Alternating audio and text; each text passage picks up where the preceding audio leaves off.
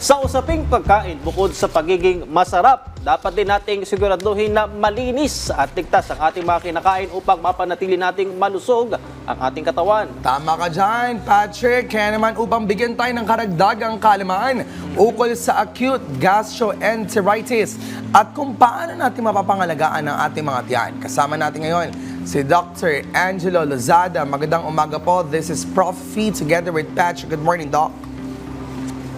Good morning. Good morning po, Sir Patrick and Professor Fifi. Eto Dok, maaari niyo po bang ipaliwanag sa amin kung ano nga po itong gastroenteritis at ano po yung karaniwang sanhi po nito? Yan.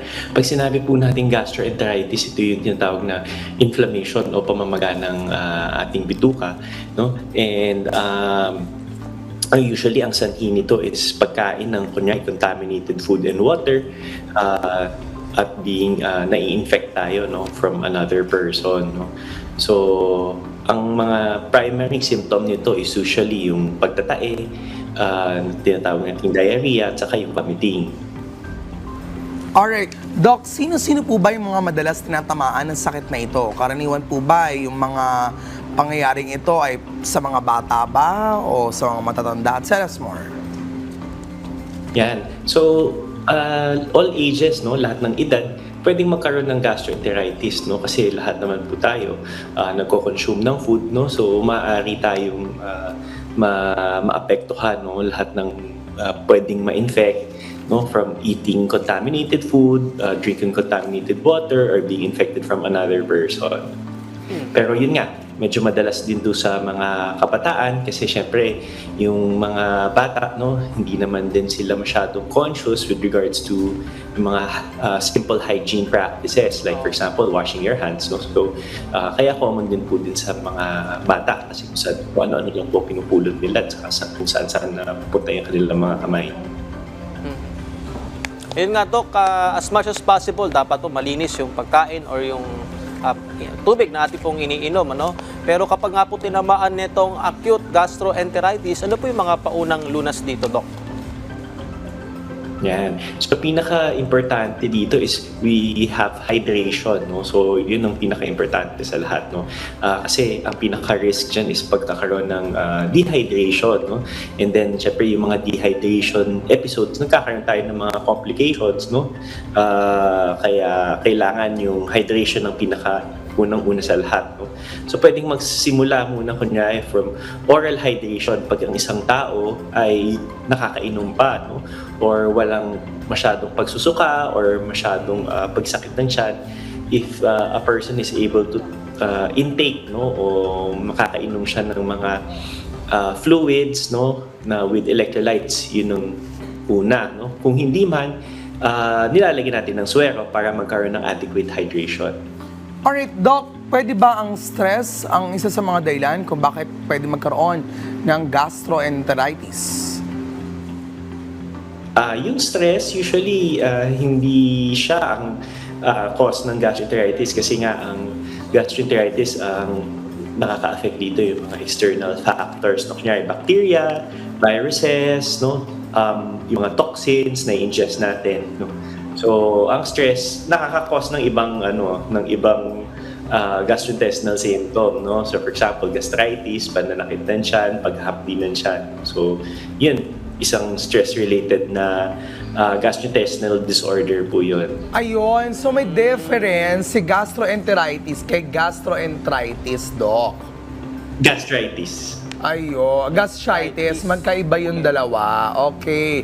Kasi yung iba, parang ang nangyayari yata sa ganyang klase mga sakit, parang habang buhay na siya nandyan. Ganun ba yung Doc? Chances are. Yan. Maaring ang isang tao mag-suffer ng gastritis no, ng matagalan. O however, ang gastroenteritis, usually self-resolving siya. No? So, pagka kunwari, commonly kasi viruses, no? So, pagka yung body mo nakakope na siya, no, natatanggal na niya yung mga virus, no, yung gastroenteritis sa isang tao, usually after mga 3 or 4 days, nag-resolve na siya. Nawawala na yung pagtatae, nawawala na yung sakit ng tiyan, hindi na nagsusuka. Yan. So, it is self-limited na ika nga. Okay. Pero kapag pinabayaan, Doc, kapag di nga po ito binigyan ng lunas kaagad, ano yung mga long-term effects nitong acute gastroenteritis? Ayan. So pagka nagkaroon to ng napabayaan, ang maaaring isang complication nito magkaroon ng yung sa effects ng severe dehydration, such as for example kidney failure, na yun ang pinaka-common, magkakaroon ka ng pagkasira ng inyong bato. Alright, Doc, paano naman po natin malalaman, of course, we've already mentioned this, yung iba nating kababayan, kapag kailangan nila lumapit sa doktor, mamaya kasi hindi, wala lang to, lang to, simpleng sakit lang ng tiyan. Ayan. So, syempre, since alam po natin na ang gastroenteritis is very common, lalo na ngayon sa init ng panahon, yung mga pagkain na naiwan lang sa labas, or hindi na ilagay agad sa refrigerator, mabilis mapanis, So, kailangan na number one, i-consume agad yung pagkain na naluto. Tapos number two, adequate hydration, yun ang unang gagawin. Pagkayang uminom ng tubig, i-replace lahat ng nawawala. So kunyari, marami kang idinuми, try to replace it orally. Not plain water, but yung fluids na merong electrolytes. Yun nga, Doc, nabanggit na nga po ninyo, dapat malinis po yung pagkain. Pero meron pa po ba kayong ibang tips para nga po makaiwas pa rito sa acute gastroenteritis? Yeah, of course. I failed to mention na dapat din yung personal hygiene, aware tayo sa ating personal hygiene.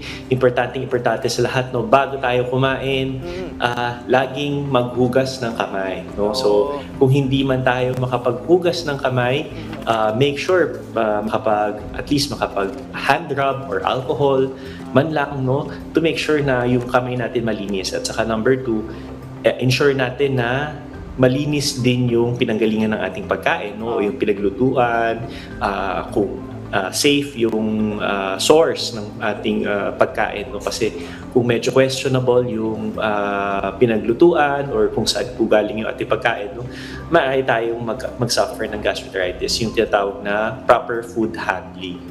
On that note, thank you so much, Dr. Angelo Lozada, sa iyong mga insights na dapat na alagaan ng ating mga ka-RSP, ng ating mga tiyan. At napag-usapan natin ngayong umaga ang acute gastroenteritis. Thank you so much, Doc Angelo Lozada. Thank you.